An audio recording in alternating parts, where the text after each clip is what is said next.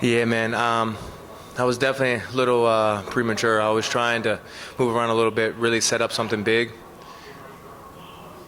And but you know, it is what it is. I was able to get the finish. I would have liked the fight to go a little bit longer and get a little deeper into there. You know, landed honestly a cleaner shot.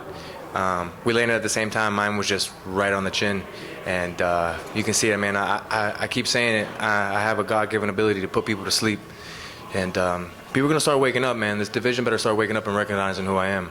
I mean, you've got nothing but finishes. It's kind of surprising to hear you say you wanted to go a little longer. This was your fastest finish, I think, right? Yeah, you know. I mean, there's some pride to take out of that, right? Yeah, I mean, there's definitely pride to take out of it. I mean, you can see it, and that was a jab. You know, it's like I have that ability to put people to sleep with anything, and we're sitting in the back. I said, well, all I gotta do is touch him, and it's the truth. I could do that to anyone. I believe in my ability that much. I could do that to anyone in the world. So, you've seen it. So in that respect, I mean, you can train for a flying knee and say, you know what, I'm going to try and throw this in a fight, but you don't really train to figure you'd put somebody away with a jab, right? So did it kind of take you by surprise because it looked like he was almost out before he hit the ground? Nah, I mean, we train our hands, obviously, and we train the flying knees, we train everything, but I know if I touch you on the right spot, I'm going to put you down. You've seen it. As soon as I touched him and he fell, I mean, I even looked to the ref. The ref was waiting for me to do more, so that's why I hopped on and kept punching him. But like you said, like after I touched him with the jab, he was out as he hit the floor. He was just kind of in a defensive position, you know, trying to block, but you know, it was already over. Nice of you to help him do the stool a little bit too, I saw. Yeah, man, you could tell his legs were gone, and you know, all the respect to him. Listen, you step into that ring, you got my respect. You know, you mentioned just a few seconds ago that the division's going to start to take notice of you now that you can put people away. How fast do you want to get back in there? Because it doesn't seem like you take any kind of damage in any of your fights, and you can get back in there pretty much as soon as you want to. And then what kind of trajectory do you want to be on within the division? Mm-hmm. Because I would assume that now they're going to have to start giving you some bigger names. I mean, you are one of the biggest favorites on the card tonight. Yeah, I hope so. I mean, that's my man Cody right there. He must have got a finish just now, huh? Yeah, my dog. Yeah, you know, I'm hoping, you know, I mean, at the end of the day, you know, I'm in this division to continue to progress. So as far as trajectory, I continue to move up. You know, whatever the Bellator wants me to do, I'm going to do. This is my job. I'm going to show up here prepared every time. And, you know, also talking about the fights, there's a card. I overheard there's a card in London and in Paris. I would love to get on one of those cards, man. I've never been out there, and I think it'd be awesome to fight. I know London has some of the best fans, so I would love to be able to go out there and fight over there. That'd be amazing. Roman, you said that you put pressure on yourself, and it looks like it paid off tonight. How much pressure did you feel in the cage? You know, it's funny, man. Leading up to it, the pressure is it can sometimes be overwhelming, but you know, that's just, you have to be honest with yourself. But honestly, once we're here, you're in the back room, everything else is done. You know, it's all behind you. You're here, you're getting ready. So at that point, it's you know, another day. Let's go to work.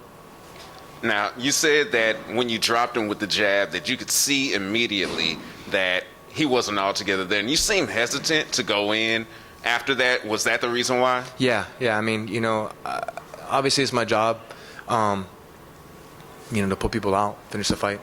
But at the same time, too, you know, man to man, the guy was hurt. I can tell he was hurt. He was out. Like, he wasn't going to be able to defend himself. If I would have let him back up, it would have been all good. He would have been wobbly, and I would have put him out on his feet. So, you know, with that being said, you know, I got respect for everybody that gets in there. When I hurt you, I know I hurt you, and that's all it was. I knew I knew the fight was over, and the ref wanted me to keep going, so I had to do my job.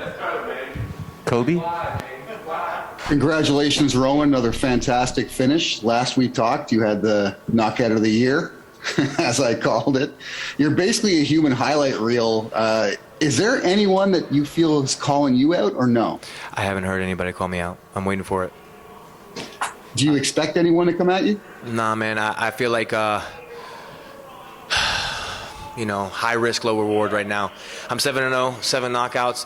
People know that if I touch you, I could hurt you. And at the same time, too, I haven't fought any named guys yet to really like get a notch under my belt to where they could be like, all right, he's worth fighting. You know, maybe they could use my name to catapult themselves up. So right now, looking at me, you know, just as a third party, I'm a high Great risk. fight. Yeah, I'm a Great high risk fight, fight. Ronald? One more time, I didn't hear you. Ronald? Oh, This is Ronald E. Schmidt. Roman, once again, another clean knockout, another quick finish, and you're all. And each and every fight after you win, you've always been so hard on yourself. So for each one, especially this one, why is it that it's not a satisfaction for you to get the W in the fashion that you give it? it's no, I mean, you know, there's a lot of it's like you said, bittersweet. It definitely feels good. You know, you come in here, I'm healthy, right? I got the knockout. You know, I got my money. I'm able to go to training on Monday. So with all that saying, I'm very happy with that. But and as far as like the bitter side, you know, I'm you know, excuse my French, but I bust my ass in the gym, man. You know, I do this. I'm looking for that challenge. I'm always looking for a challenge. I'm always looking for the guy to push me and get the best out of me. That's what I'm looking for. I want to see what I got in here, and I haven't met that yet. And what message do you want to give to the welterweight division now in the future for that title? You know, I'm here, man. Just be ready. Just be ready. Alex? Roman, Alex from the Stands MMA here. You've said that you've got the God-given ability to put anyone to sleep, and that's very evident. But would you welcome a contest where it goes into the later rounds where you can display more of your skill set as a mixed martial artist? 100%. That's why I'm in this, bro. I strive for that. I look for that. I'm looking for that challenge. Anyone that's willing to push me there, let's go. Thank you. All right. Thanks a lot, Roman. Appreciate the time. Thank you, guys. Hey, real quick, shout out to all my sponsors back home. Shout out to my baby girl, Maxine. I love you. All my people from Key West that came out to support. And Bellator, thank you guys for everything, man. St. Louis, stand up.